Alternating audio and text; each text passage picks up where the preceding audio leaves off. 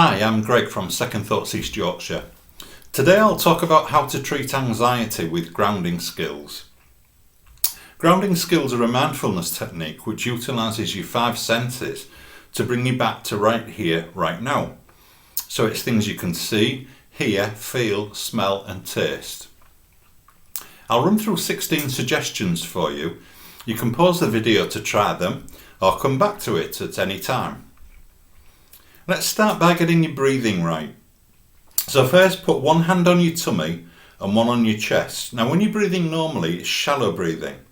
So that's just from the chest. So rather than breathing in a shallow way, just through your chest, take a deep breath from your core. So feel when you breathe in that your tummy moves out a little bit, your chest expands, and when you breathe out, both relax and both shrink. So you don't have to breathe quickly or in any way that makes you feel uncomfortable. Just feel steady and relaxed and paced as you do so. But try to gauge it so your breath out lasts a second or two longer than your breath in. Now the reason for that is to reduce the oxygen levels in your bloodstream, which makes you feel more relaxed. So if you breathe in for 5 seconds,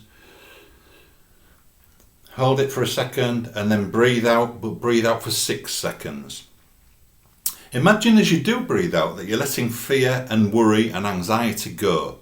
So it's going out with your breath and it's evaporating with each breath, just floating out of the window, up into the sky to a cloud and then disappearing. So now for the grounding skills. Excuse me. Start with number 1. Trace your hands against the physical outline of your body, just on the outside of your clothing.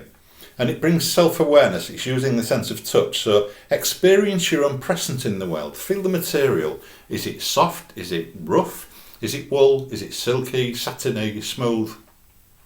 Where did you get the item of clothing from? Can you remember where you bought it? How long you've had it? What is it made from? Number 2. If you're feeling stuck after you've been sat in one position for a while, and all of us do this, you start to seize up. So change how you're positioned. Maybe stand up for a few seconds, or at the very least wiggle your fingers, tap your feet, but pay attention to the movement. You're in control of the movement, you're in control of what your body's doing right here, right now. Number 3, what noises can you hear from outside? Can you hear birdsong, a dog barking, maybe someone talking, maybe a car going past? What's happening out there? Using your sense of sight and hear. Take a look outside. Count the number of trees, the number of street signs. How many houses can you see? How many windows can you see? How many lampposts? Just make a note of what you can see and count them. Be aware of your presence. Number 5. Eat or drink something. Is it hot? Is it cold? Is it sweet? Sour? Does it feel bitter? Does it taste bitter? What taste is it? What's caused that taste in your mouth? Is it maybe the residue of something you've eaten for lunch? Is it the taste of a cup of tea or coffee? Number 6, use your voice. Now this sounds a little bit silly, but pick up a book and just read the first paragraph you find. Just read it out loud so that you can hear the sound of your own voice. For some of us who live alone, that can be the only human voice you may hear in a day. It doesn't have to be a book, it could be a magazine, it could be a newspaper, it could even be a leaflet or a carton of something. Just read it out and hear the sound of your voice.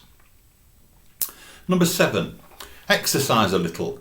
Walk up and down, walk around the living room, around your lounge, walk up and down on the spot if you like, or maybe try some gentle yoga. There's a lot of information, a lot of examples online about yoga that you can look up. Number 8, sing to yourself as loud as you like. It may not be Madonna, you may be more like Maradona, but it doesn't matter what your voice is like, only you will hear it. But just sing to yourself, maybe your favourite song. Number 9, try to laugh, even if it's difficult to. Just the act of laughing about something, anything at all, can release endorphins, which are the feel-good biochemicals in the brain, and it can bring you back to here and now, and it can break that spinning out of control feeling that happens. Number 10, Call a friend and have a chat. Maybe make a few quick notes beforehand. We did do a video on this before. But you need to make a few notes so you have some tips on things to chat about. Try and keep it upbeat rather than about things that are maybe which will lower your mood. So try and keep things upbeat and positive. Number 11, look on the internet. Notice the date today and notice the time. So it's right here, right now, bringing you back to the present. Don't focus on the doom and gloom things.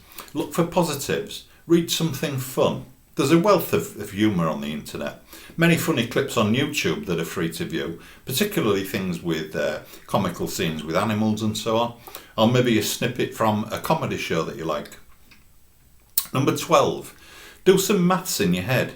Maybe your times table to focus on right here, right now, and stop your mind drifting into the what if mode.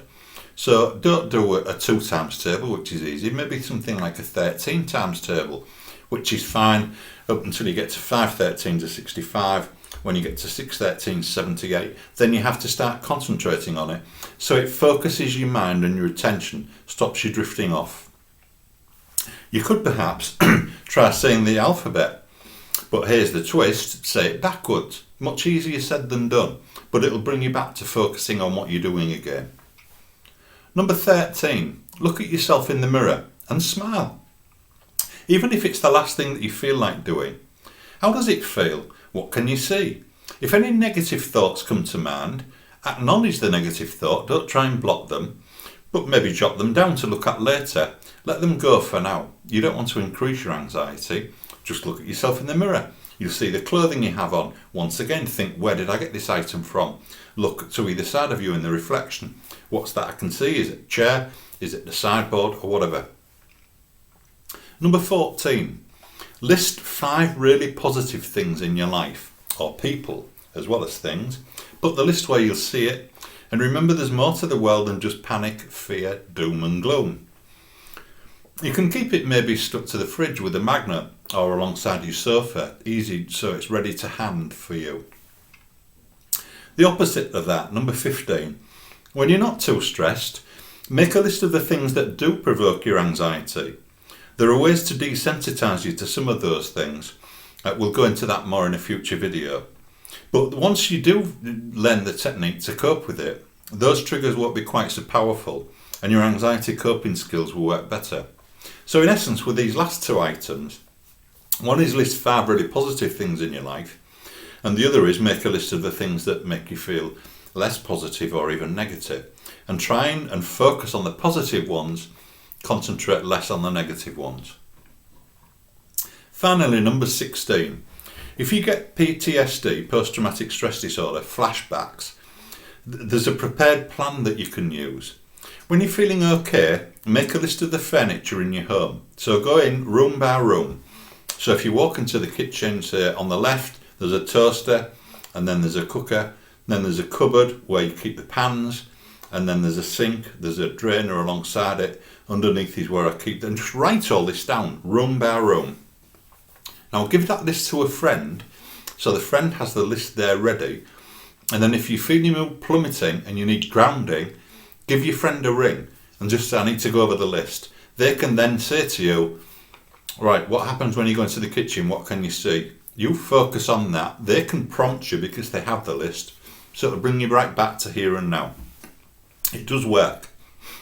I'll pop a slide on at the end of the video with a list of grounding skills that you can try. You could also maybe make a note of some of the things I've talked about on this video to help you to ground yourself, and add to it with some ideas of your own. The list could be endless. Once you've found out which techniques help, because not every technique helps everybody all the time, you can put your list on your wall or carry it in your pocket, so it's there to help you when you're feeling less buoyant. Thank you for watching this video. It was brought to you thanks to funding by a grant made to us from the National Emergencies Trust, which is administrated by the Two Rivers Community Foundation, and for which we're extremely grateful, so thank you. I hope you found the video helpful. I'll be posting more over the next few weeks, so keep a lookout for them, and I'll hope to see you very soon. In the meantime, stay safe, take care, and good mental health. Bye.